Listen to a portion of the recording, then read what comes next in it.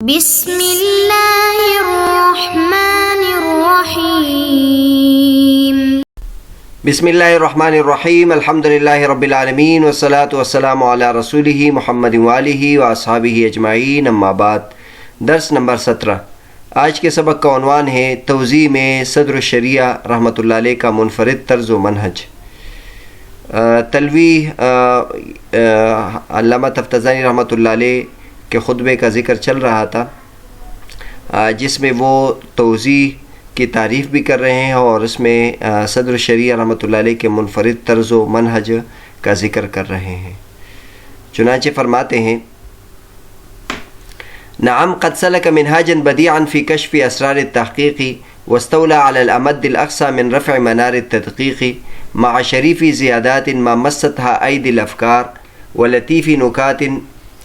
ما فتق بها رتق آذانهم أولو الأبصار ولهذا طار كالأمطار في الأقطار وصار كالأمصار في الأمصار ونال في الآفاق حظا من الاشتهار ولا اشتهار الشمس في نصف النهار۔ فرماتے ہیں البتہ یہ ہے کہ علامہ صدر الشریعہ رحمۃ اللہ علیہ چلے ہیں ایک منفرد طرز اور منہج پر تحقیق کے پردوں کو کھولنے میں اور تدقیق کے مناروں کو بلند کرنے میں سب سے بلند مقام پر فائز ہے۔ مع شریفی زیادات، اور ساتھ ساتھ ایسے خوبصورت اضافات ہیں ما مستھا اید الافکار کہ فکروں کے ہاتھوں نے اس کو چھوا نہیں ہے ابھی تک، اور ایسے لطیف نکات ہے کہ اس کے بارے میں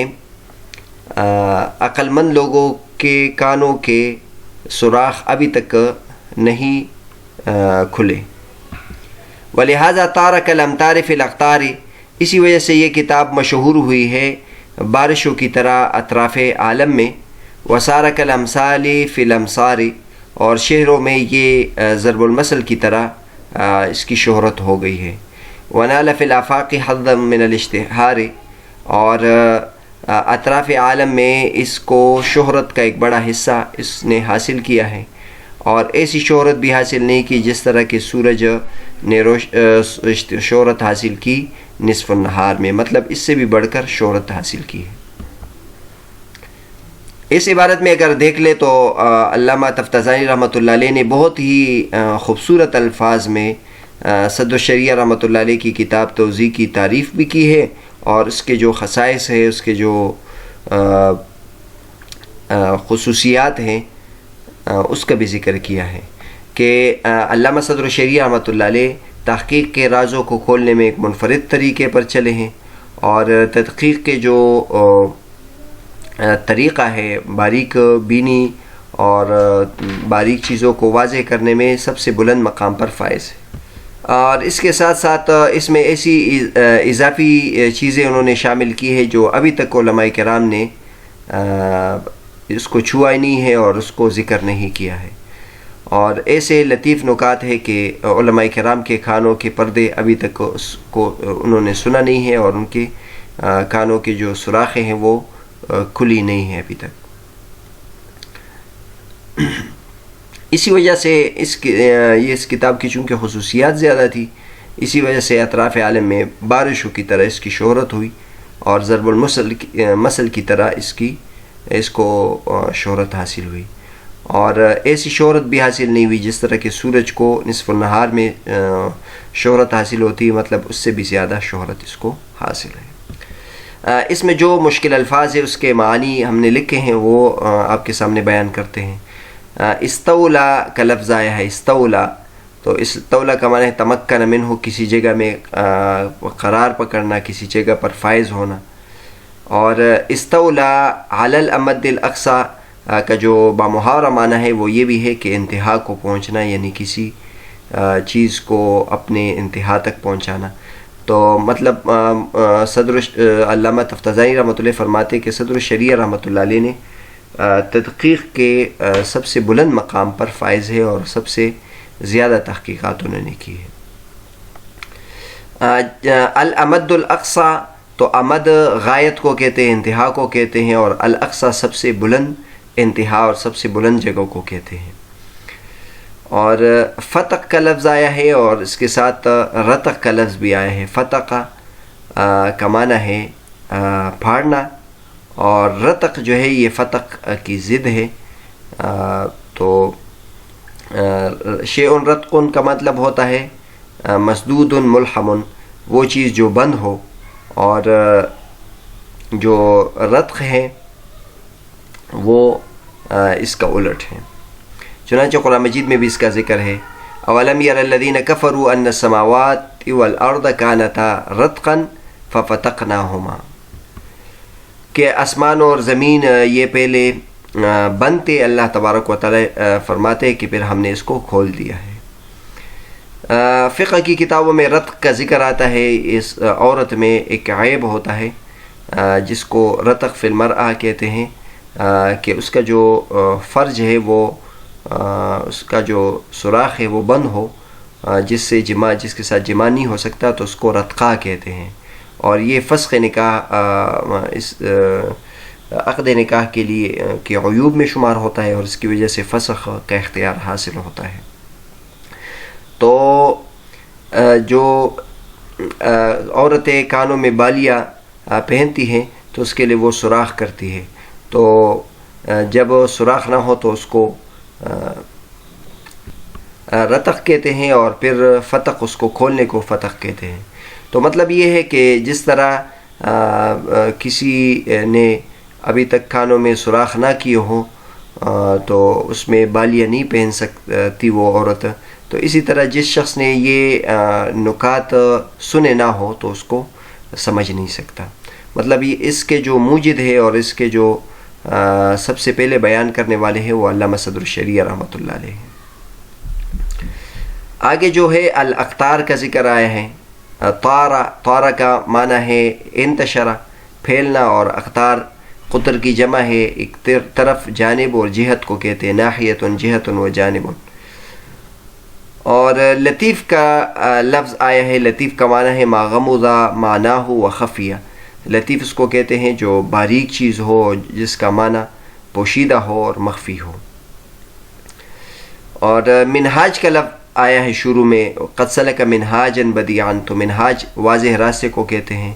اور آج کل تو یہ ایک باقاعدہ اصطلاح بن گئی ہے جس کو یعنی کسی کتاب میں اور کسی مقالے میں جو منہج ہوتا ہے اس کو طریقہ کار ہوتا ہے، اور جو خطہ ہوتا ہے جس میں پوری کتاب میں کو بیان کرنے میں اور پوری کتاب لکھنے میں اس کو پیش نظر رکھا جاتا ہے، تو اس کو منہاج کہتے ہیں اور منہج کہتے ہیں۔ درس خاصع لخطۃ لها قواعد محددہ، وہ خطہ جس کے مقرر قواعد ہو اور پھر وہ کتاب یا درس وہ اس خطے کتابیں ہوں، تو اس کو منہج کہتے ہیں۔ لطیف کا لفظ آیا ہے، لطیف نکات، تو لطیف کا معنی بتا دیا ما غمض معناہ و خفیہ، اور نکات کہتے ہیں المسألۃ العلمیۃ الدقیقہ یتوصل الیہا بدقۃ و انعام فکر، وہ علمی مسئلہ، باریک مسئلہ جس کے طرف انسان زیادہ غور کر کے اور زیادہ دقیق سوچنے کے بعد اس کی طرف انسان پہنچتا ہے۔ تو بہرحال یہ اس کے مفردات اور مشکل الفاظ کے معانی ہوئے۔ جہاں تک ترکیب کا تعلق ہے تو ترکیب اس کی آسان ہے۔ قد سلک فعل ہے، اس میں مصنف یعنی صدر الشریعہ کی طرف راجع ہے۔ منہاجن بدیعن موصوف صفت ہے، اور فی کشف اسرار تحقیق منہاجن بدیعن مفعول بھی ہے، فی کشف اسرار تحقیق کی قد سلک کا متعلق ہے، اور یہ پھر ایک جملہ بن جائے گا، اور یہ معطوف علیہ بنے گا، معطوف یہ بنے گا واستولى علی الامد الاقصى فی من رفع منار التدقیق، علی الامد اقصى یہ بھی متعلق بن جائے گا، اور من رفع منار التدقیق یہ مضاف مضاف الیہ بن جائے گا، رفع مضاف پھر مناف مضاف الیہ مضاف تدقیق مضاف الیہ۔ تو اس لیے ہم ترجمہ اس کا اس طرح کرتے ہیں، اس کا بھی تحقیق کے پردوں کو کھولنے میں اور تدقیق کے مناروں کو بلند کرنے میں۔ ساتھ ہے من شریف زیادات، تو یہ شریف مضاف ہے زیادات کی طرف، لیکن یہ اس کے لیے صفت ہے، یعنی الزیادات الشریفہ، کبھی موصوف اپنی صفت کی طرف مضاف ہوتا ہے۔ اور یہ پھر موصوف بن جائے گا ما مستھا ایدی الافکار، یہ اس کی صفت بن جائے گی شریف زیادات ان کی کہ اب تک فکر کے ہاتھوں نے اس کو ہاتھ نہیں لگایا. اور ایدی الافکار مضاف مضاف الیہ ہیں اور یہ پھر مستھا کا فاعل بنے گا. اسی طرح لطیفی نکات یہ مضاف مضاف الیہ ہیں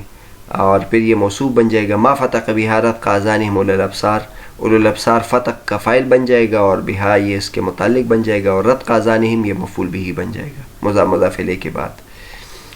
ولہذا طارق الامطار فی الاقطار، اور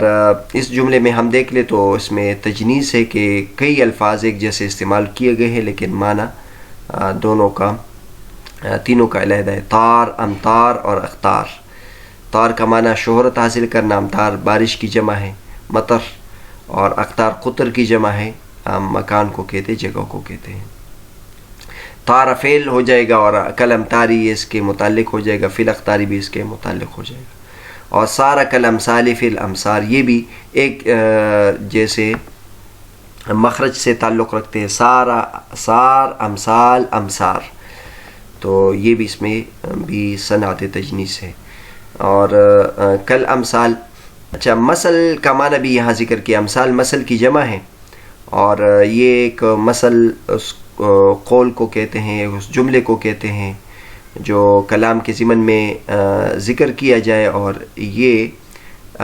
ایسے ہی منقول ہو اور آگے پیچھے اس کا تعلق نہ ہو لیکن یہ جملہ علیحدہ طور پر مشہور ہو، جیسے مثلاً اور بغیر تغییر کے اس کو ذکر کیا جاتا ہو، ہمیشہ اسی الفاظ کے ساتھ اس کو ذکر کیا جاتا ہو، جیسے الجار قبل الدار والرفیق قبل الطریق. یہ مقولہ مشہور ہے کہ اگر آپ نے گھر خریدنا ہے تو اس سے پہلے پڑوسیوں کو دیکھو، اور اسی طرح کسی راستے میں چلنا ہے تو اس سے پہلے رفیق کو تلاش کرو. تو یہ مقولہ عربی میں مشہور ہے. اس قسم کے مقولے اور ضرب المثل ہر زبان میں مشہور ہوتے ہیں اور اس کو کلام میں ایسے ہی ذکر کیا جاتا ہے. تو جو امثال ہوتی ہیں وہ بہت زیادہ مشہور ہوتی ہے، تو اس کا جس طرح امثال مشہور ہے تو تفتازانی رحمۃ اللہ فرماتے ہیں کہ یہ کتاب بھی بہت زیادہ مشہور تھی. نالا یہ صدر الشریعہ کی طرف ضمیر جائے گی اور فی الافاق بھی اس کے متعلق ہو جائے گا، اور حدن من الاشتہار یہ اس کا مفعول بہ بن جائے گا. والاشتہار الشمس فی نصف النہار، اور یہ لائن فی جنس سے، اور اشتہار الشمس فی نصف النہار یہ اس کا یعنی خبر بن جائے گا، اسم اور خبر. اس جملے میں اس یعنی پیراگراف میں علامہ تفتازانی رحمۃ اللہ علیہ نے استعارات بھی استعمال کی ہیں. اس کو اگر ہم دیکھ لیں تو 11ویں نمبر استعارہ ہے اس خطبے میں، قد سلک منہاجا بدیعا فی کشف اسرار التحقیقی، تحقیق کے پردوں کو کھولنے میں. تو ظاہر ہے تحقیق کے پردے تو نہیں ہوتے، تو تحقیق مشبہ ہے اور ایسی چیز کے ساتھ تشبیہ دی ہے جس کے پردے ہوتے ہیں، استعارت مکنیہ ہیں. پھر اس کے لیے اسرار یعنی پردے ثابت کیا تو یہ اس کی استعارہ تخیلیہ ہوا، اور کھولنا پردوں کے لیے یہ مناسب ہے تو یہ استعارہ ترشیحیہ ہوا.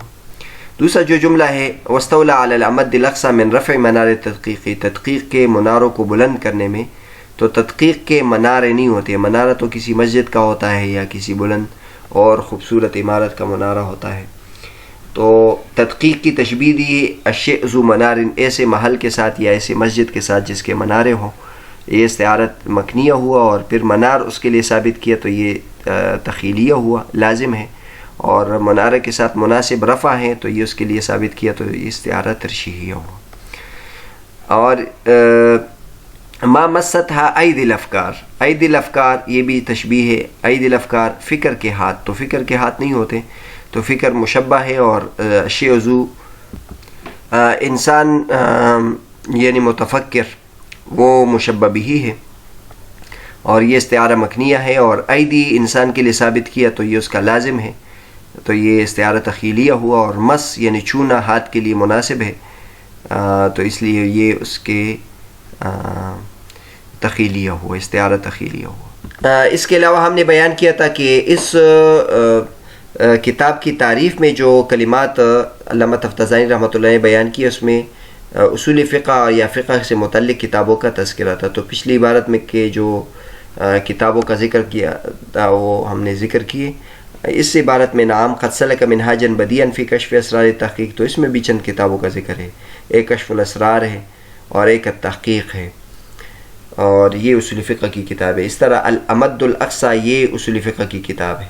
اور منار یہ اصول فقہ کی کتاب ہے، اور تدقیق بھی کتاب ہے۔ اس طرح شریف زیادات، تو زیادات بھی فقہ کی کتاب ہے،